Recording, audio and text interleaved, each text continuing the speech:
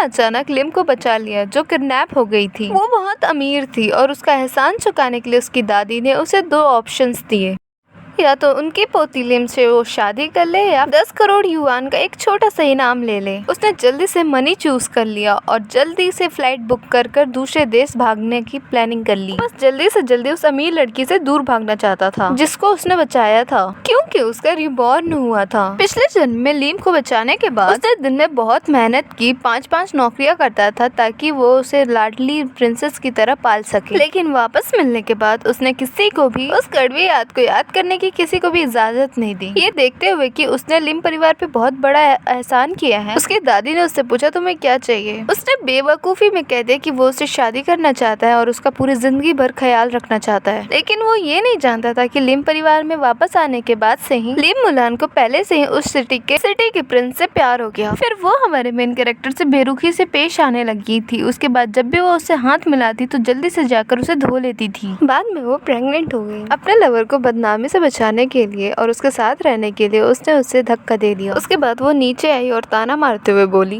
तुम गरीबी से भरे एक कंगाल इंसान हो। क्या तुम लिम मुलान के पति बनने के लायक भी हो? मेरी पहली पसंद हमेशा से यांग ही रहेगा और तुम जैसे तो कोई भी हो सकते हैं। जब दोबारा उसकी आंखें खुली तो वो उसी दिन में वापस आ गया था जब उसकी दादी ने उसे इनाम मांगा था। इस बार उसने अपनी उम्मीदें छोड़ दी और मुलान की तरफ देखा भी नहीं। वो बोलता है मुझे कुछ कैश चाहिए और अमेरिका का एक टिकट, सिर्फ कुछ पैसे और एक एरोप्लेन का टिकट। क्या तुम मेरे साथ कोई चाल चल रहे हो? लिम मुलान की वो तीखी आवाज, लिम विला की वो आलिशान शांति को वो चीर गई। वो अपना हाथ बांधकर उस कीमती सोफे पर जाकर बैठ गई। जिन आंखों में उसके लिए प्यार था उन आंखों में अब सिर्फ नफरत और इकारत बढ़ गई। उसे लौटे 3 दिन भी नहीं हुए थे। वो मामूली कपड़े जिसे वो अपनी मेहनत से खरीदा था अब चैनल के महंगे सूट में बदल चुके थे। उसके गले में हीरो का हार उसकी हैसियत को बता रहा था और मिस बूढ़ी लिम वहाँ पर कुर्सी पे बैठी हुई थी और उनके हाथ में चंदन की माला थी। उनकी आंखें उसे ऐसी देख रही थी जैसे कोई बेकार चीज की कीमत लगा रही हो। मिस्टर गू, अपनी बातें आप सीधे कहें, उसकी बातों पर ध्यान न दें। तभी लिम मुलान के पीछे से एक सफेद सूट पहने एक आदमी बाहर आया। यही यांग है जो बीजिंग के सबसे अमीर लोगों में जाना माना नाम है। वो लिम मुलान के पास जाकर बैठ गया और उसका हाथ छूने लगा। लिम मुलान पीछे नहीं हटी बल्कि वो और शर्मा कर उसके पास जाकर खड़ी हो गई। जी भाईजान ने उसकी तरफ देखा और उसके होठों पर एक जहरीली मुस्कान आ गई। मिस्टर गू ने इसकी जान बचाई है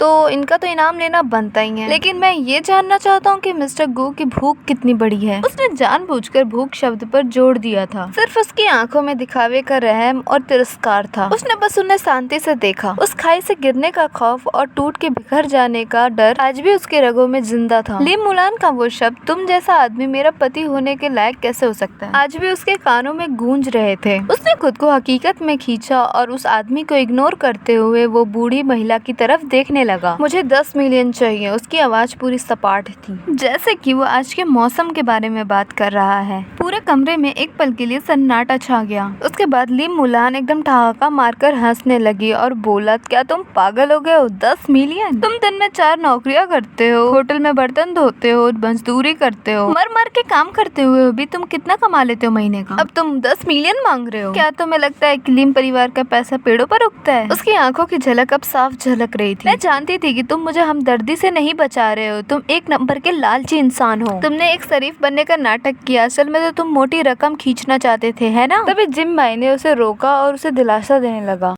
मुलांग तुम नाराज मत हो, गुस्सा करके अपनी तबीयत खराब मत करो। फिर वो हमारे मेन कैरेक्टर की तरफ मुड़ा और अपने माथे पर बल डालते हुए दिलासा देने का नाटक करने लगा। मिस्टर गू, मुझे लगा था कि आप बड़े ही ईमानदार आदमी हैं, पर नहीं पता था कि आप इतने लालची निकलेंगे। 10 मिलियन लिम परिवार के लिए बहुत मामूली बात है, पर आप जैसे इंसान को मिल जाए तो आप जैसा इंसान भटक सकता है। मेरी सलाह है कि आप जमीन पर रहें, 1-8 लाख रुपए लें और एक छोटा मोटा काम शुरू करें। क्या ये बेहतर नहीं होगा? उसका शब्द ऐसा था कि जैसे कि वो हर शब्द में मेरा भला चाहता हो, पर असल में तो वो उसकी लालच और उसकी औकात का मजाक उड़ा रहा था। जे भाइन का ऐसा मुखड़ा देखकर उसे ऐसा लग रहा था कि वो पहले जन्म में कितना बेवकूफ था कि ऐसे इंसान से हार गया। उसने उसकी बातों को इग्नोर किया और उस बुढ़िया के पास देखा और बोला, मिसेस लिम, आपकी पोती की जान की कीमत 10 मिलियन भी नहीं है। बुढ़िया के हाथ रुक गए और उसकी आंखों में सख्त चमक दिखाई दी। लिम परिवार इस शहर का सबसे प्रतिष्ठित और अमीर परिवार है। अगर बाहर ये बात फैली कि उसकी बेटी की जान बचाने वाले को सिर्फ 1 लाख देकर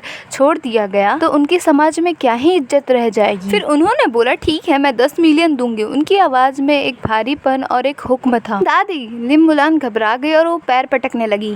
आप इस जैसे बेतुके इंसान की बात कैसे मान सकती हैं? इसको क्या पता कि इतने पैसे का क्या करना होगा। उसकी दादी ने हाथ उठाकर उसे चुप कर दिया और हमारे मेन कैरेक्टर को घूरने लगे एकदम ठंडी नजरों से। फिर उन्होंने बोला मैं तुम्हें 10 मिलियन दे सकती हूँ, पर उसके बाद तुम्हें एक कॉन्ट्रैक्ट पे दस्तखत करने होंगे। आज के बाद तुम किसी से ये जिक्र नहीं करोगे कि तुमने मुलान को बचाया था और तुम कभी नहीं दोबारा मुलान या फिर लिम परिवार के आसपास भी किसी भी बहाने से आओगे। क्या तुम ये कर सकते हो? उसने बिना किसी हिचकिटाहट के सर हिला दिया। अरे बिल्कुल, मैं तो आपसे ज्यादा चाहता हूँ कि हमारा इस जन्म में कभी सामना ना हो इससे। लिम मुलान सुन रह गई। शायद उसे उम्मीद नहीं थी कि वो इतनी जल्दी मान जाएगा। उसे लगा था कि वो उसके पैरों पर गिरकर गिड़गिड़ाएगा और बेशर्मों की तरह उसमें चिपका रहेगा। पर हमारा मेन कैरेक्टर तो ठहरा सिग्मा मेल। उसने बोला ये नाटक बंद करो, अपनी गंदी स्मेल नाली वाली मिट जाएगी। मेरी नजरों में तुम हमेशा एक गिरे हुए गरीब ही रहोगे। जी बाइंग ने अपनी खुशी में वो बात काट दी। मिस्टर गु मुलान की बातें कड़वी जरूर है पर सच है। अपनी हैसियत से बाहर कदम मत बढ़ाओ, अपने पैसे लो और यहाँ से अपनी कीचड़ वाली जगह पर भाग जाओ। वो उन्हें एक सुर में गाते हुए देख रहा था और उसे हंसी आ रही थी। पैसे कब तक मिल जाएंगे? वो उसके मजाक को इग्नोर करते हुए दादी की तरफ देखा। बैंक को चेक तैयार करने के लिए कह दूंगी, ऐसा दादी ने कहा, पर उसने कहा कि नहीं मुझे कैश चाहिए, ऐसा चेक नहीं। चेक रुकवाए जा सकते हैं, पर वो उन्हें उस पर हावी होने का टाइम नहीं दे रहा था। बुढ़िया ने उसे घूर के देखा और मान गई। ठीक है, तुम अपने कल सारे सर्टिफिकेट्स लेकर ऑफिस में आ जाना और ऑफिस आकर वो एग्रीमेंट पर साइन कर देना। उसके बाद वो सीधे दरवाजे की तरफ मुड़ गया और बोला कि चलो कल मिलते हैं। ऐसे मिलते ही मैं गायब हो जाऊंगा और दुआ करता हूँ कि आप दोनों की जोड़ी सलामत रहे। अगले दिन वो लिम ग्रुप के ऑफिस में एकदम करेक्ट टाइम पर पहुंच गया। उस कॉन्ट्रैक्ट के रूल्स बहुत सख्त थे। उसमें तो मुलान का नाम लेना भी बैन था। उसने तो उसे ठीक से पढ़ा भी नहीं और सीधे सिग्नेचर कर दिया। तभी उसके फोन पर मैसेज आया कि उसके खाते में 10 मिलियन जमा हो चुके थे। उन नंबरों को देखकर उसने एक लंबी सांस भरी। अब वो इस पल से पूरी तरह से आजाद था। वो लिम ग्रुप की बिल्डिंग से बाहर आया और वो टैक्सी लेकर अपने छोटे रूम बेसमेंट वाले कमरे में चला गया। इस जगह में उसके पिछले जन्म के सारे मेहनत और सारे दर्द बसे हुए थे। कोने में रद्दी कागजों के ढेर लगे हुए थे। उसने लिम मुआन के लिए न्यूट्रिशन सप्लीमेंट्स खरीदने के लिए पैसे जमा किए हुए थे। वो टेबल पे रखा टूटा हुआ शीशे का गिलास एक फेरी वाले का गिफ्ट था। जब उसने अपने पिता की पुरानी घड़ी गिरवी रखकर उसके लिए दवाइयाँ लाई थी।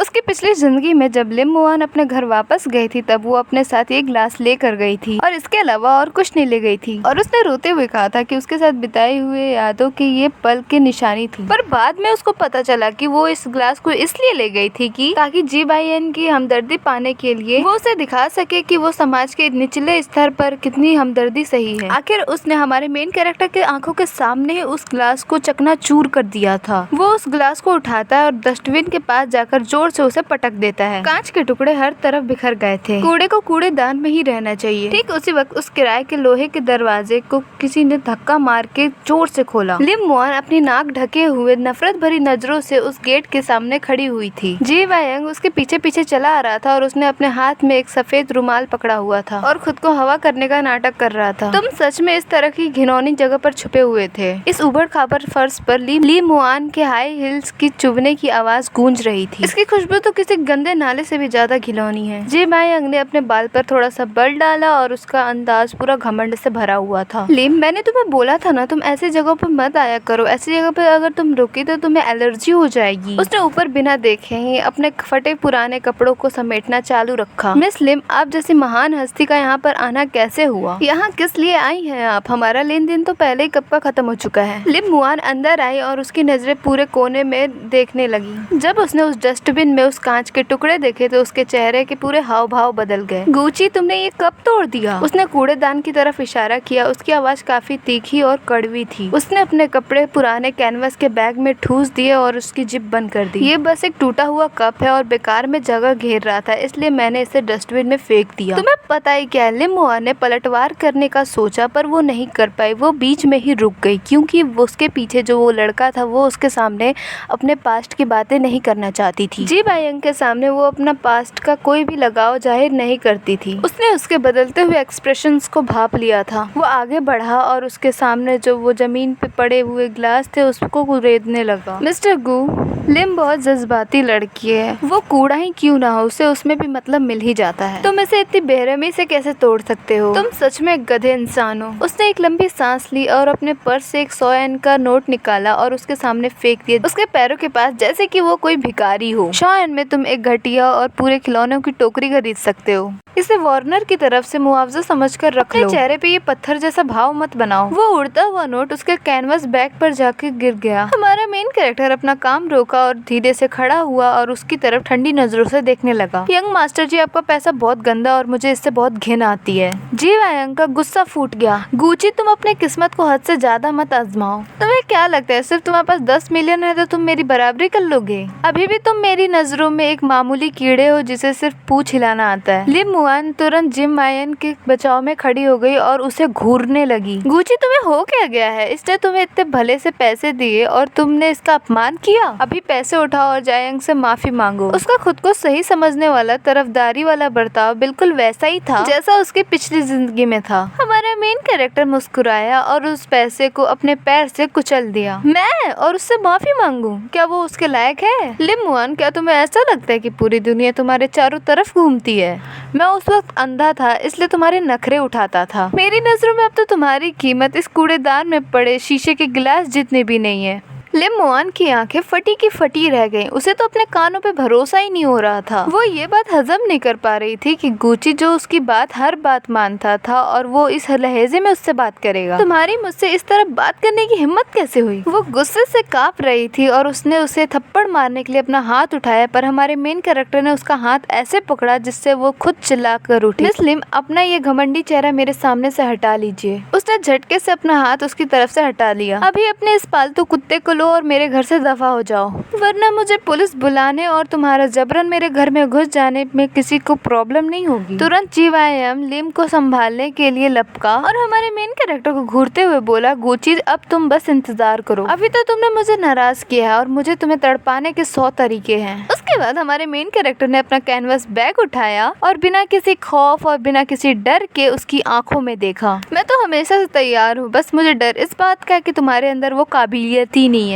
वो उन लोग को पीछे छोड़ते हुए वो किराए के कमरे से बाहर निकल गया। गुची, तुम कब से इतने बदतमीज और निर्दयी हो गए? ये तो सरासर नाइंसाफी है। उसके पीछे से झुंझुलाई हुई लिम की आवाज आई, पर उसने पीछे मुड़कर देखा तक नहीं और वो एयरपोर्ट के पास वाले एक होटल में चला गया। उसकी फ्लाइट आज से ठीक 6 दिन बाद थी। बस उसे कुछ दिन शांति से इंतजार करना था। हालांकि लिम परिवार का उसे इतनी आसानी से जाने का कोई इरादा नहीं था। तीसरे दिन की शाम को उसके दरवाजे पर जोरदार दस्तक हुई। काले सूट पहने हुए 2 बॉडीगार्ड अपने हाथ में एक काला सस्ता सा कोट पहने खड़े थे। मिस्टर गू, लिम परिवार की मालकिन का आदेश है कि आपको उनकी फैमिली फंक्शन में शामिल होना ही होगा। भोज में आपका आना जरूरी है। बॉडीगार्ड का लहजा बहुत सख्त था, उसमें बहस की कोई गुंजाइश नहीं थी। उसने अपने माथे पे बल डाला और बोला कि समझौता साइन हो चुका है और मैंने पैसे भी ले लिए हैं। मेरी इस भोज में शामिल होने की कोई मजबूरी नहीं। बॉडीगार्ड हंसकर बोला कि मालकिन के पास बहुत सारे तरीका है, जहाँ पर आप पहले काम करते थे उस पूरी कंपनी को बर्बाद कर देंगी वो। मैंने सुना है कि वहाँ के लोग आपका बहुत ख्याल रखते थे। उसकी आंखें ठंडी पड़ गयी। अब मिसेस लिन मुझे अब मासूम लोगों की वजह से धमका रही है। उसकी पिछली जिंदगी में उसके मालिक ने उसकी सबसे मुश्किल घड़ी में उसका हेल्प किया था पैसे देकर। भले ही वो पत्थर दिल था, पर वो अपने मददगार को मुसीबत में नहीं डाल सकता था, इसलिए वो अब जाएगा वहाँ पर। वो उनसे वो सूट लिया और उनके सामने ही पहन लिया। वो सूट उसमें 2 इंच छोटा था और वो एक अजीब इंसान लग रहा था और वो उसमें पूरा मजाकिया लग रहा था। लिम परिवार उसे वहाँ पर शर्मिंदा करना चाहता है ताकि वो जीवायन को बहुत ज्यादा प्राउड फील करवा सके। रात के ठीक 8 बजे बॉडीगार्ड्स की निगरानी में उसे दावत पर ले जाया गया। ये झिंझाओ के सबसे आलीशान होटल का हॉल था। वहाँ पर बहुत अमीर लोग, अमीर औरतें और अच्छे कपड़े पहने लोग थे। सब लोग उसे अजीब नजरों से देखने लगे। ये घटिया आदमी कौन है? ये ऐसे कपड़ों में अंदर कैसे आ गया? सुना है कि इसने लिम परिवार की सबसे बड़ी बेटी की जान बचाई थी। ये तो वही बात हुई कोई मेढक हंस का मांस खाने के लिए उसका ख्वाब देख रहा हो। इसे तो अपनी औकात का अंदाजा तक नहीं है। बिल्कुल सही कहा आपने। जी शाओ के हिसाब से इसकी और उसकी दुनिया ही अलग है। ये कड़वे ताने बिना किसी रोक टोक के उसके कानों में पड़ रहे थे। उसने कोई रिएक्शन ना देकर एक कोने में जाकर बैठ गया एक सोफे सोफे पर और टेबल पे रखे एक पानी का गिलास उठा लिया। फिर कुछ ही देर में भीड़ में एक हलचल मच गई। जुमानजी के हाथ में हाथ डाले किसी सितारे की तरह बाहर आई लिम मोआन ब्लू कलर का इतना अच्छा ग्राउंड पहन के बहुत ज्यादा ही सुंदर लग रही थी और जी वाई यंग ने बहुत ही बेहतरीन टक्सीडो पहना था। वे दोनों एक साथ खड़े होकर वाकई में बहुत बेहतरीन जोड़ी लग रहे थे। स्टेज पे खड़ी होकर उस बुढ़िया ने सारे मेहमानों का स्वागत किया। अपनी व्यस्त दिनचर्या में हमारे लिए समय निकालकर यहाँ आने के लिए आप सभी का धन्यवाद। मेरी पोती वार्नर के शुक्रिया भोज में आप सभी का स्वागत है। वार्नर हम सभी से कई दिनों तक दूर रही वो जिम परिवार के जी वायंग की मदद के कारण ही वो यहाँ पर लौट आई है। वायंग बहुत ही वफादार और नेक इंसान है। लिम परिवार उसका तहे दिल से हमेशा शुक्रगुजार रहेगा। वो कोने में बैठा उस झूठी औरत की झूठी बातें सुनते रहा। उस बुढ़िया की झूठी बातें सुनकर उसे लगभग हंसी ही आ गई थी। वो वही था जिसने लिम मोआन की जान बचाने के लिए अपनी जान जोखिम में डाली थी, लेकिन उस बूढ़ी औरत के मुंह से कुछ और ही निकल रहा था। सारा श्रेय जिबायांग ले गया जबकि बचाया उसने था। उसका नाम तक सुनने लायक नहीं समझा गया। तभी जी वायांग हाथ में रेड वाइन की गिलास लेकर उसकी तरफ चला आया। बस अपने चेहरे पर झूठी मुस्कान लेकर चला आया। उसकी आवाज न ज्यादा तेज थी न ज्यादा कम, बस इतनी कि उसके आसपास के लोग अच्छे से सुन सके। मिस्टर गू, अकेले बैठना कितना बोरिंग है, लीजिए मैं आपके साथ जाम पीने आया हूँ। उसने उसकी तरफ रेड वाइन का गिलास बढ़ाया पर उसने नहीं लिया। मैं नहीं पीता।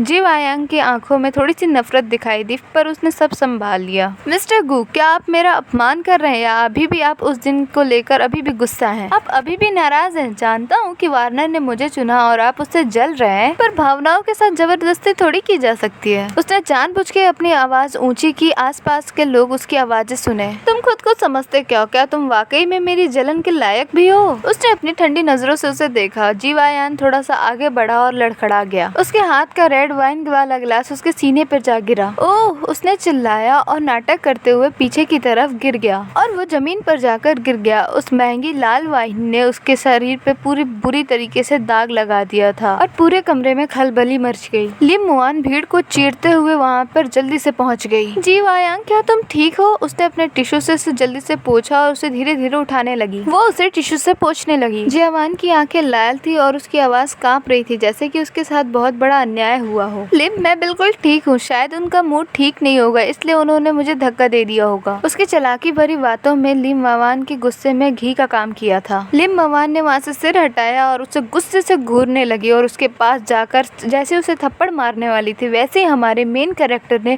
अपना सिर मुड़ा लिया। उससे वो आगे बढ़ गई, गिरने वाली थी पर बच गई। तुम एक नीच और गंवार इंसान हो, गरीब कहीं के। लिम ने उसकी तरफ गुस्से से उंगली उठाई। उसकी आवाज इतनी तीखी थी कि उसके कान के पर्दे आराम से फाड़ सकती थी। वायांग ने तुम्हें इतने प्यार से ड्रिंक दी और तुमने उसे इतने बेरहमी से धक्का मारने की कोशिश की। अभी कभी तुम घुटने के पल उससे माफी मांगो वरना मैं तुम्हें यहाँ से जाने नहीं दूंगी। आसपास के लोग भी उसकी बुराई करने लगे थे। लिम परिवार ने इतने घटिया आदमी को दावत में कैसे बुला लिया? जल्दी से झुककर घुटने के बल माफी मांगो, सबकी आंखों में मत झुको। पर वो वहीं पर खड़ा रहा और उन सारे अमीर लोगों को देखते हुए वो सोचने लगा और फिर बोला, अगर मैं माफी नहीं मांगूंगा तो? गूचे, क्या तुम भूल गए कि तुम्हारी औकात क्या है? लिम मुआन की आंखों में उसके लिए सिर्फ नफरत भरी हुई थी, जैसे कि वो किसी गंदी और घटिया चीज को देख रही हो। उसकी सांसें तेज चल रही थी और उसकी तरफ इशारा करते हुए उसकी उंगलियां कांप रही थी। तुम्हें क्या लगता है तुम समाज में जो चाहो वो कर सकते हो, जो तुमने 10 मिलियन लिए हैं उससे? पर मैं तुम्हें बता दूं कि तुम्हें कुचलना एक चींटी से भी मारने से भी ज्यादा आसान है। जी वायान उसके सीने से जाकर लग गया और अपनी घिनौनी एक्टिंग जारी रखी। उसने धीरे से लिम मवान का स्कर्ट खींचा और उसकी आवाज इतनी धीरे थी जैसे कि वो कभी भी बेहोश हो जाएगा। वार्नर, इसे रहने दो। शायद मिस्टर गू अपनी गरीबी की वजह से खुद को बहुत कम समझ रहे हैं, इसलिए उन्होंने ऐसा कदम उठाया। बस मैं अपने कपड़े बदल लूंगा, मेरी वजह से सबका मजा खराब मत करो। वो जितना ऐसा कहता, लिम मवान को वैसा लग रहा था कि वो उसने उसका उतना अपमान किया है और हमारे मेन कैरेक्टर के लिए उसकी नफरत और भी बढ़ती गई। आज उसे घुटने टेक कर और नाक लगड़ कर तुमसे माफी मांगनी ही होगी। तभी वहाँ पर वो बुढ़िया अपने बॉडीगार्ड्स के साथ आई और उनका चेहरा उतरा हुआ था और उनके हाथ में चंदन की लकड़ियों की कसने की आवाज आई। लिम परिवार तुम्हें इतनी इज्जत दे रहे हैं, नमक हराम मत बनो। बुढ़िया की आवाज तेज नहीं थी पर उसमें अटल दबाव था। अगर तुमने इससे घुटने टेक कर माफी नहीं मांगी तो आज मैं किसी भी तरीके से बैंक जाकर तुम्हारे वो 10 मिलियन फ्रीज करवा सकती हूँ। और इतना ही नहीं, मैं तो पूरे देश में ये ऐलान करवा दूंगी कि तुम कहीं पे भी रोटी ना कमा सको। जैसी बुढ़िया ने अपनी बात खत्म की वैसी बहुत सारे बॉडीगार्ड्स ने उसे घेर लिया और उसे कोने में फंसा दिया। वहाँ के आसपास खड़े सारे मेहमान उसे देख रहे थे जैसे कि वहाँ कोई तमाशा चल रहा हो और और उन्हें बहुत मजा आ रहा था। दबाव अब अपने चरण पर पहुंच चुका था और सबको लग रहा था कि वो सच में झुककर उनसे माफी मांगेगा और लिम परिवार के आगे नाक रगड़कर उन लोगों से बहुत ज्यादा माफी की भीख मांगेगा। जिम हवान का वो घमंडी चेहरा और बुढ़िया की आंखें देखकर वो बहुत ज्यादा हंस पड़ा। सन्नाटे भरे हॉल में उसकी हंसी बहुत अजीब लगी। तुम हंस क्यों रहे हो? तुम पागल हो चुके हो क्या? लिम ने चिड़चिड़ा कर बोला। उसे उसकी हंसी से बेचैनी महसूस हुई। फिर उसके बाद उसने अपनी हंसी रोकी और अपने फोन निकाला और खुद को समझदार कहने वाले खुद अमीर लोगों पर मुझे हंसी आ रही है क्योंकि एक मामूली एक्टर ने तुम लोगों को बुद्धू बना दिया। ये कहते हुए उसने अपना फोन निकाला और बोला कि ये हैकिंग का हुनर मैंने अपने पिछले जन्म में सीखा था। मैंने इसे इसलिए सीखा कहीं मेरा मालिक मेरा पैसा ना मार ले और इसी तरीके से मैंने इस होटल का कैमरा भी हैक कर लिया था। लिम हवान अपनी आंखें साफ खोल कर देख लो कि घटिया इंसान कौन है। एक बड़ी सी एलईडी टीवी झिलमिलाई। फिर उसके बाद लिम परिवार का उसमें वीडियो दिखने लगा। उसमें होटल का कैमरों का वीडियो चलने लगा। वीडियो में वो सब साफ दिख रहा था जो अभी अभी हुआ था। जीव आयान हाथ में वाइन का ग्लास लेकर उसकी तरफ आया था। उसने तो उसके आने पर एक कदम पीछे ही हटाया था और उसके हाथ तो पीछे थे और उसने तो उसे छुआ तक नहीं था। जीव आयान ने अपने बाएं पैर से खुद को टक्कर मारा और रेड वाइन अपने ऊपर बड़ी चालाकी से गिरा ली और आखिर में वो पीछे की तरफ गिरा और अपना घटिया नाटक स्टार्ट कर दिया। पूरी घटना हर एंगल से सबके सामने आ गई थी। यहाँ तक कि उसके गिरने से पहले उसके ओठों पे आई वो कमीनी मुस्कान भी दिखाई दे रही थी। पूरे हॉल में मौत जैसा सन्नाटा छा गया और सभी की आंखें उस स्क्रीन पर टिकी हुई थी। सभी के रिएक्शंस देखने लायक थे। जो मेहमान जो उसे घुटनों पर माफी मांगने को कह रहे थे वो भी सोच में पड़ गए थे। उनके मुंह से एक शब्द भी नहीं निकल रहा था। उसने अपना फोन जेब में रखा और हाथ बांधकर जीव आयांग की तरफ मुस्कुराते हुए देखा जिसका चेहरा पूरी तरीके से सफेद पड़ चुका था। मिस लिंग, आपकी नौटंकी काबिले तारीफ है पर कुछ कमी पड़ गई। तुम्हारी हिम्मत कैसे हुई मेरे खिलाफ बोलने की? जीव आयांग का वो मासूम चेहरा एक पल में बदल गया। उसकी आवाज वैसे ही तीखी थी जैसे किसी ने बिल्ली की पूंछ पर पैर रख दिया हो। उसने लिम मुआन को धक्का दिया और स्क्रीन की तरफ चिल्ला कर बोला कि ये वीडियो नकली है, इसे तुमने खुद से बनाया है, ये सब नकली है। वो वीडियो बार बार रिपीट हो रहा था और हमारे मेन कैरेक्टर खुश हो रहा था। सारे मेहमान वहाँ पर खुसुर फुसुर करने लगे और जीव आयांग के लिए जितनी भी हमदर्दी थी वो सब नफरत में बदल गई। कितनी शर्म की बात है कि इसकी एक्टिंग ऑस्कर के लायक भी नहीं है। इतने बड़े परिवार का वारिस, जी परिवार का वारिस इतने घटिया हरकत पर उतर आया एक आम आदमी को फंसाने के लिए। ये काफी शर्मनाक है। लिम परिवार ने इस बार सच में चुनने में गलती कर दी, ऐसे धोखेबाज को चुनकर। ये सारी बातें लुई मुआन के कानों में सुई जैसी चुभ रही थी। उसका चेहरा पीला पड़ गया और उसके हाथ कांपने लगे थे। उसे बहुत शर्मिंदगी महसूस हो रही थी पर अभी भी वो माफी मांगने के लिए रेडी नहीं थी। गूंजे, तुम इतने चालाक कैसे हो सकते हो कि छुपकर वीडियो रिकॉर्ड कर रहे थे? लिम मुआन अचानक मुड़ी और उसे बुरी तरीके से घूरने लगी। तुम सिर्फ जुबैन का नाम खराब करना चाहते हो ना? तुम नीच लोग, तुम्हारी सोच कितनी घटिया है। उसकी जिद्दी और नासमझ हालत देखकर उसे सिर्फ और सिर्फ हंसी ही आ रही थी। लिम मुआन, अगर तुम्हें अपना दिमाग इस्तेमाल नहीं करना है तो तुम इसे किसी जरूरतमंद को दान कर दो। उसने पास के टेबल से माइक उठाया और उसकी आवाज पूरे हॉल में गूंज उठी। उसने पहले मुझे उस्काया था और उसने खुद अपने ऊपर वाइन गिराई।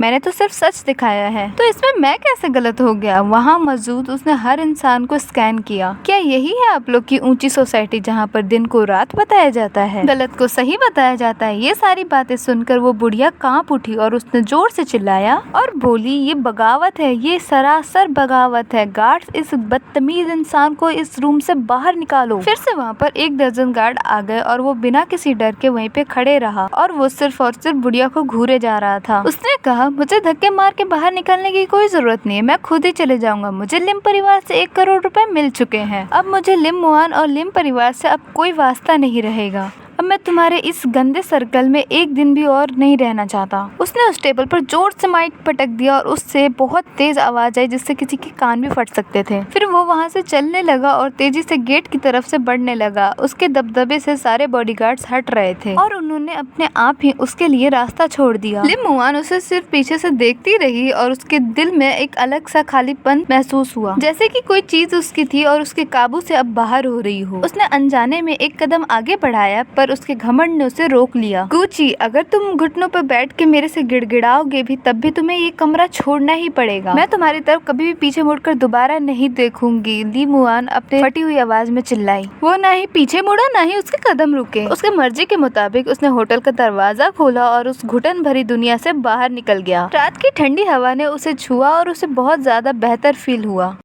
जाओ पता लगाओ वो गरीब गुची कहाँ गया है। लिम मुआन गुस्से से सारे पेपर्स इधर उधर फेंक कर बोल रही थी। उस अजीब गरीब पार्टी को बीते हुए 1 महीना हो चुका था और लिम मुआन अभी भी उसे बहुत ज्यादा मिस कर रही थी। उसे अकेलापन लग रहा था उसके जाने के बाद। जब वो सुबह सुबह उठती थी तो उसके बिस्तर के बाजू में गरम गरम दलिया लाने वाला अब कोई नहीं था। अब उसे अपने महंगे कपड़ों के साथ पहनने वाले मैचिंग गहने नहीं मिलते थे, क्योंकि पहले ये सब गुची ही करता था। जब वो अब तड़पती थी तो उसने बायांग को कॉल किया, पर वो गधा आदमी सिर्फ एक रटा रटाया एक जुमला बोल देता था, गर्म पानी पियो, अभी मैं बिजी हूँ, मैं अभी मीटिंग में हूँ। पुरानी जिंदगी में गुची ही पूरे शहर में चक्कर मारता था सिर्फ उसके लिए वो गर्म दलिया लाने के लिए, जो उसे पीना बहुत ज्यादा पसंद था। लिम मुआन ने अपना माथा लगड़ा जिसे वो दर्द हो रहा था और उसके दिल में एक अजीब सी ही फीलिंग थी, चिड़चिड़ाहट वाली। वो मानना ही नहीं चाह रही थी कि उसे गुची की सेवा की आदत हो चुकी थी। उसने बस मान लिया था कि एक सस्ते नौकर ने बस अचानक काम छोड़ दिया है, इसलिए उसे थोड़ा तालमेल बैठाने में टाइम लग रहा है। उसे सबसे ज्यादा परेशानी इस बात की थी कि बायांग का धीरे धीरे चेहरा वापस आ रहा था। उसे तो कभी कभी उसके कोट से एक अलग ही परफ्यूम की खुशबू आती थी। जब भी वो उससे क्वेश्चन पूछती, बायांग उसे झिड़क कर साइड कर देता और चिढ़कर बोलता कि तुम फालतू में बस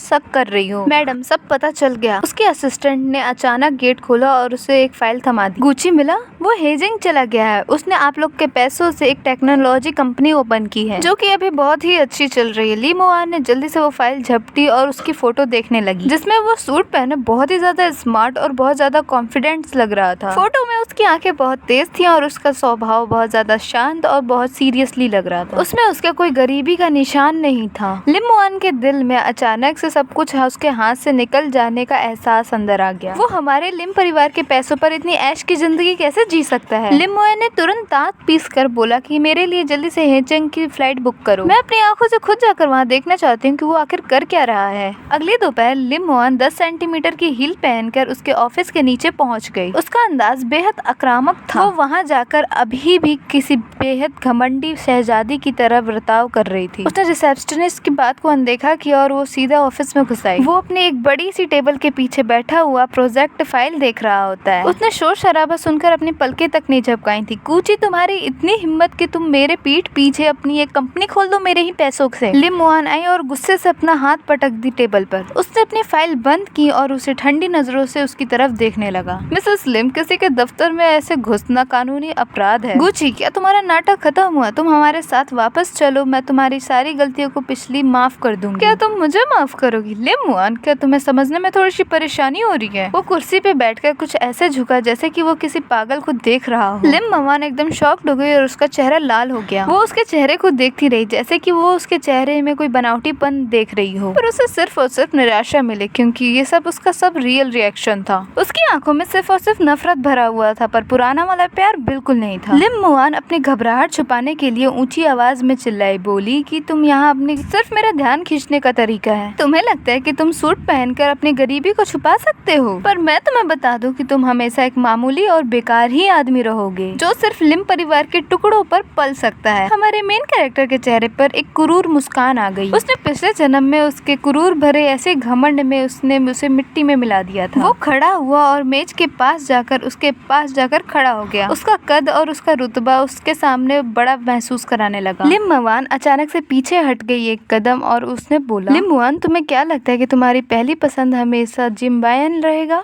उसने उस वक्त उसकी आंखों में देखकर वही शब्द दोहराए जो उस वक्त उसके पिछले जन्म में उसने उसकी तरफ खाई में गिरने वक्त बोला था, मैं सिर्फ एक मामूली आदमी तुम्हारा एक बैकअप बनने के लायक हूँ। लिम मुआन उसे सिर्फ फटी आंखों से देख रही थी और बुरी तरीके से डरी हुई थी। ये बातें तो उसने सिर्फ अपने दिल के अंधेरे कोने में सोची थी, जो कि उसने आज तक किसी को नहीं कही थी, पर वो नहीं समझ पा रही थी कि वो उसके दिल की बात को इतनी सटीक से कैसे जान लिया। तुम्हें ये सब कैसे पता? उसके ओठ कांप रहे थे। वो एक शब्द भी अच्छे से नहीं बोल पा रही थी। उसने उसे संभलने का एक भी मौका नहीं दिया। उसने उसके अपनी बातों से बस चोट पहुंचाते रहा। तुम्हें क्या लगता है कि तुम एक बहुत अच्छी शहजादी हो? तुम बस एक एहसान फरामोश, मतलबी और पत्थर दिल इंसान हो। तुम मेरी कुर्बानियों का फायदा उठाती हो, फिर मेरी औकात का मजाक उड़ाती हो। तुम बायांग को पसंद करती हो, पर उसके ही गिरे हुए किरदार को नहीं देख पाती। अब तुम्हारी वैल्यू मेरी नजरों में तो सड़क के एक आवारा कुत्ते से भी कम है। लिम मुआन की हिम्मत अब जवाब दे चुकी थी। उसने अपने कान बंद कर लिए और एकदम पागलों की तरह अपने सिर हिलाने लगी थी। नहीं, ऐसा नहीं है, तुम बकवास कर रहे हो। हमारा मेन कैरेक्टर उसकी ऐसी हालत और नहीं देखना चाहता था, इसलिए उसने इंटरकॉम का बटन दबाया। फिर सिक्योरिटी को बुलाकर बोला कि सिक्योरिटी इस पागल औरत को यहाँ से निकालो। आधे मिनट के अंदर 2 हट्टे कट्टे बॉडीगार्ड्स वहाँ पर आए और लिम मुआन को वहाँ से उठाकर ले जाने लगे। मुझे छोड़ो, तुम्हें पता भी है मैं लिम परिवार की सबसे बड़ी बेटी हूँ। लिम मुआन ने उनसे छूटने की बहुत कोशिश की, पर उसका डर और उसके रोने से उसका पूरा मेकअप खराब हो चुका था। वो अपनी कुर्सी पर वापस बैठ गया और दोबारा से फाइल पढ़ने लगा था। इसे बाहर फेंको, इस कचड़े को मेरे ऑफिस में वापस दोबारा से आने मत देना। तुम्हारी हिम्मत कैसे हुई मुझे कचड़ा बोलने की? हाँ गुची, तुम इसके लिए बहुत पछताओगी, देखना। हाँ। लिम मुआन बुरी हालत में अपने घर वापस पहुंच गई। फिर उसको एक खबर मिलती है जिसने उसकी पूरी फैमिली को हिरा दिया। जी बाया एक बड़ी मुसीबत में फंस गया। उसने न सिर्फ कई औरतों के साथ एक्स्ट्रा अफेयर्स रखे, बल्कि लिम परिवार के प्रोजेक्ट से करोड़ों का धोखाधड़ी भी था। सच पता चलने के बाद पुलिस उसे पकड़ने आई। वो तो बल्कि एक गैर कानूनी जुआ घर में पार्टी कर रहा था। इस खबर ने तो पूरे झिंझाओ के बिजनेस कंपनी को हिला के रख दिया था। लिम ग्रुप के सारे शेयर्स मिट्टी में मिल गए। 10 ही मिनट में उनके सारे अरबों के नुकसान हो गए। बुढ़िया को स्ट्रेस के कारण लकवा मार गया और वो आईसीयू में पड़ी हुई है। लिम मुआन पूरी तरीके से घबरा गई और बायांग से जेल में सवाल पूछने के लिए पहुंच गई। जेल की सलाखों के पीछे बाईजान का वो शरीफ और मासूम सा चेहरा अब गायब था। उसका चेहरा बिगड़ा हुआ था और उसकी आंखें एक जहरीले सांप की तरह खतरनाक थी। तुम यहाँ पर क्या करने आई हो? क्या मेरा मजाक उड़ाने आई हो? बायांग उस पे बुरी तरीके से चिल्ला रहा था। लिम मुआन जोर जोर से चिल्ला रही थी और शीशा पटक पटक कर रो रही थी। बाईजान, तुमने ऐसा क्यों किया? तुमने मुझसे झूठ क्यों बोला? तुमने लिम परिवार को क्यों बर्बाद किया? बायांग पागलों की तरह हंसता रहा। वो तब तक हंसता रहा जब तक उसकी आंखों में आंसू ना आ गए। उसने बोला, मैंने झूठ बोला? ये तो तुम्हारी बेवकूफी थी। तुम जैसे इस्तेमाल कोई चीज की तरफ मैं कभी देखूंगा भी? अगर लिम परिवार की दौलत का मुझे लालच ना होता तो तुम्हें क्या लगता है मैं तुम जैसे बेवकूफ को झेलता भी? मैं उसको झेलता जो खुद दूसरों के आगे हाथ फैला रही है। उसका हर एक शब्द लिम मुआन के दिल के आर पार हो रहा था। वो जमीन पर गिर पड़ी और उसे ऐसा महसूस हुआ कि उसकी पूरी दुनिया उजड़ गई हो। सिर्फ इसी वक्त उसे जी बायांग का असली चेहरा दिखाई दिया। निराशा के उस गहरे अंधेरे में लिम मुआन उसे अब पागलों की तरह याद कर रही थी। उसे एक किस्सा याद आया जिसमें हमारा मेन कैरेक्टर उसके लिए केक खरीदने के लिए दिन भर नौकरी करता था। उसे वो किस्सा याद आया जब वो बीमार हुआ करती थी तो वो रात भर उसके सिरहाने बैठा रहता था। एक पल के लिए भी आंख नहीं बंद करता था। वो पछतावे का जहर उसके दिल में सांप की तरह डस रहा था। बीजिंग में पतझड़ की शाम थी और मूसलाधार बारिश हो रही थी। उसने अभी अभी एक मीटिंग खत्म ही की थी। बातचीत खत्म करके वो अपनी मेगबैक में बैठा हुआ था आराम से। वो होटल जाने की तैयारी कर रहा था। कार अंडरग्राउंड पार्किंग से निकली थी कि ड्राइवर ने एक जोरदार से ब्रेक लगाया। मिस्टर गू इतनी मूसलाधार बारिश में कोई रास्ता रोक के घुटनों के बल बैठा हुआ है। उसने खिड़की खोला और बेरुखी से बाहर देखा। लिम मुआन बाहर बारिश में बैठी हुई थी। वो पूरी भीगी हुई थी। वो कार के सामने भीगे हुए चूहे की तरह लग रही थी। उसके वो खूबसूरत बाल अब वो उसके चेहरे पे चिपके हुए थे और उसके कपड़े कीचड़ से सने हुए थे। कार को रुका हुआ देख वो कार के पास आई और उसके कोने को मजबूती से पकड़ लिया। गुशा, अब मुझसे गलती हो गई। मुझे सच में एहसास हो गया कि मैं गलत थी। प्लीज मुझे एक और मौका दे दो। तुम्हें मैं एक और मौका दे दूं ताकि तुम मुझे फिर से एक और बार खाई से गिरा सको? उसने एक बड़ा सा छाता लिया और कार के नीचे उतरा और वो गिरी हुई नीचे लिम मुआन को नीचे करके देख रहा था। छाते से गिर रही ठंडी बारिश की बूंदें उसके चेहरे पे गिर रही थी। लिम मुआन ने खौफ से उसकी तरफ देखा। जाहिर सी बात है कि उसे पिछले जन्म के बारे में कुछ नहीं पता था। बस उसे ऐसा लग रहा था कि उसका चेहरा एक जंग लगी हुई आरी की तरह हो, जैसे कि उसे धीरे धीरे उसे चीर रहा हो और उसे छुपने की जगह ना मिली हो। क्या ये तुम क्या कह रहे हो? मुझे कुछ समझ में नहीं आ रहा है। उसके दांत किटकिटा रहे थे और वो अपने बेइंतहा डर को छुपा रही थी। उसकी ये लाचारी को देखकर हमारे मेन कैरेक्टर को बहुत मजा आ रहा था। उसके अंदर दया नहीं थी, बस उसे रिवेंज का मजा आ रहा था। अगर तुम्हें कुछ अभी समझ में नहीं आ रहा है तो कोई बात नहीं, बस तुम्हें ये जानना जरूरी है कि तुम मेरी नजरों में अभी क्या हो। तुम्हारी कीमत तो एक कीचड़ के गड्ढे के बराबर भी नहीं है। लिम पूरी तरीके से टूट गई और उसने बिना कुछ सोचे समझे उसकी तरफ आगे बढ़ी और उसके पैर को पकड़ ली। उस कीचड़ ने उसकी सिली हुई उस न्यू पैंट को गंदा कर दिया था। गुशा, मुझे बहुत रोना आ रहा है। जी बाया एक जानवर है। उसने मुझसे झूठ बोला और हमारे पूरे परिवार को उसने